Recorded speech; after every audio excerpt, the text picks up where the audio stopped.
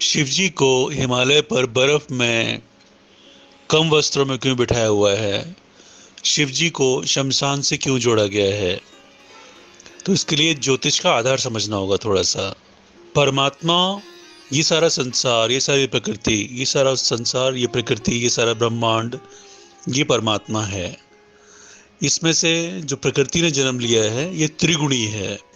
त्रिगुणी अर्थात सात्विक, राजसिक, तामसिक। सात्विक प्रकृति का निरूपण विष्णु जी करते हैं। सात्विक अर्थात ठंडी, जिनके मस्तिष्क में कम ऊर्जा होती है। सात्विक। राजसिक, राजसिक ब्रह्मा जी की सृष्टि है। मध्यम ऊर्जा वाली, जिनके मस्तिष्क में मध्यम ऊर्जा होती है, वो सृष्टि ब्रह्मा जी की सृष्टि है। और तामसिक सृष्टि, जिनके मस्तिष्क में बहुत ऊर्जा होती है। सबसे गर्म राशियां ये होती हैं तामसिक सृष्टि, शिव जी की सृष्टि, शंकर जी की सृष्टि। सात्विक में आती हैं मीन, कन्या, मिथुन, धनु। ये सात्विक सृष्टि में होती हैं। मीन सबसे ठंडी होती है, धनु सात्विक में सबसे गर्म होती है। फिर मध्यम, मध्यम में आ गई ब्रह्मा जी वाली, यानी कर्क, मकर, तुला, मेष। यहाँ पर कर्क जो है सबसे ठंडी है, मेष सबसे गर्म है। फिर आती है तामसिक सृष्टि, सबसे गर्म ऊर्जा वाली, सबसे अधिक ऊर्जा वाली, मस्तिष्क में सबसे अधिक ऊर्जा वाली सृष्टि जो है वो शिव जी की है। और ये है वृश्चिक, वृष, कुंभ, सिंह। वृश्चिक सबसे कम ऊर्जा वाली, सिंह सबसे अधिक ऊर्जा वाली। सिंह राशि वाले जिनका नाम मां से हो, अपने घर में, अपने ऑफिस में देखना, अपने मित्रों में देखना, सबसे भयानक क्रोध वाले होते हैं। इनको आप अलग ही पहचान सकते हो। पित्त प्रकृति होती है इनकी अधिकांशतः। जब तक कोई विशेष ग्रह का योग ना बन जाए लगन में या राशि में, तब तक ये पित्त प्रकृति के ही होते हैं। तो ये राशियां जो हैं वो शिव जी की हैं। इनके मस्तिष्क में बहुत अधिक ऊर्जा होती है। अब एक नियम समझो, जैसे विज्ञान नियमों पर चलता है वैसे ही आध्यात्म भी नियमों पर चलता है।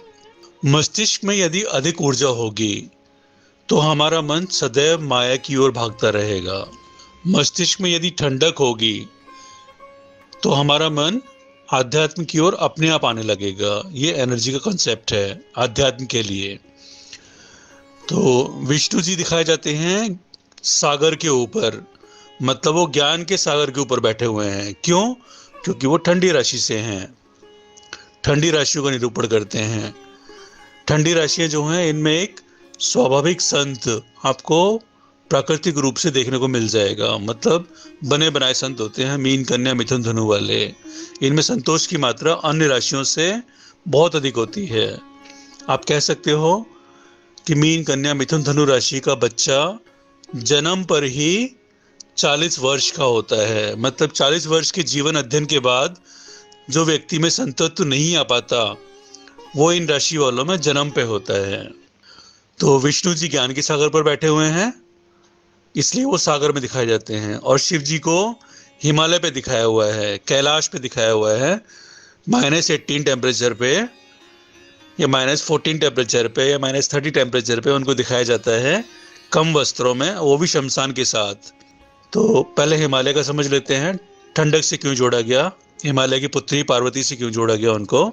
चूंकि ये गर्म राशियां हैं और हमने बताया विज्ञान का नियम, आध्यात्म का नियम, कि मस्तिष्क में यदि गर्मी है तो मन सदैव माया की ओर भागेगा, कामना, वासना के विचार उत्पन्न होंगे, तो मन आध्यात्म में लगेगा ही नहीं। इसलिए शिव राशियों को ठंडक की साधना करनी है। इसलिए शिव जी को कैलाश पर ठंड में कम वस्त्रों में दिखाया कि ठंडक की साधना करो। उनकी पत्नी बनाई गई हिमालय पुत्री पार्वती, यानी ठंडक की साधना करो, हिमालय में रहो, हिमालय जैसा वातावरण बना के रखो, घर में हमेशा एसी चला के रखो और शमशान को जोड़ो। शमशान मतलब जब घर में कोई मर जाता है तो आपने देखा होगा अच्छे अच्छे माया भोगी लोग किसी के मर जाने पर जब मिलते हैं तो वैराग्य जैसी बातें करते हैं, तो इसको बोलते हैं शमशान वैराग्य। शमशान वैराग्य मतलब घर में कोई मर गया और 10-15 दिनों का या 2-4 दिनों का वैराग्य अपने अंदर जाग गया। तो शिव राशियों में वैराग्य जागता ही नहीं है। वृश्चिक, वृष, कुंभ, सिंह राशियों में वैराग्य जागता ही नहीं है। तो उनको शमशान से जोड़ा गया कि तुम शमशान के निकट रहो, शमशान जैसे विचारों में रहो, मरे मरे भावों में रहो। तो एक तो मरे हुए का भाव यानी शमशान वैराग्य साथ लेकर चलो, साथ में हिमालय की ठंडक लेकर चलो, तो आपका शीघ्र कल्याण हो जाएगा। अन्यथा तामसिक राशियों का कल्याण अर्थात ब्रह्म की ओर बढ़ना, कल्याण का मतलब होता है ब्रह्म की ओर बढ़ना, वो नहीं हो पाता यदि ठंडक और शमशान का योग ना करें। तो तामसिक राशि वालों को शमशान में जाके बैठना चाहिए। भूत प्रेत नहीं होते हैं, ये ध्यान रखना। शमशान में बैठने से वैराग्य का सुख मिलता है, ठंडक मिलती है, विचारों को माया की ओर से दूरी मिलती है, माया की ओर विचार नहीं जाएंगे शमशान में बैठने से। क्योंकि जब दिन भर जलती हुई लाशें देखता रहता है इंसान, तो उसे जीवन की क्षण भंगुरता और नश्वरता समझ में आने लगती है। तो शमशान से क्षण भंगुरता कि संसार जो है एक पल में, हमारा संसार मिट सकता है कभी भी, और ये नश्वर संसार है, ये भाव दृढ़ होने लगता है। तो ये वैराग्य के लिए बहुत जरूरी है। वैराग्य आएगा तभी आपका तत्व रूप दर्शन की ओर बढ़ना हो पाएगा। परमात्मा जो है वो तत्व रूप में है, परमात्मा एक परम तत्व है। आपने देखा होगा ना, गॉड पार्टिकल की खोज की थी 14 मार्च 2013 को, 14 का महायोग बनाकर गॉड पार्टिकल की खोज की थी। गॉड पार्टिकल अर्थात तत्व। तो परमात्मा जो है वो तत्व रूप में है, परमात्मा के आपको तत्व रूप दर्शन करने हैं। उसमें ओम पहली अवस्था है और उसके लिए वैराग्य आवश्यक है।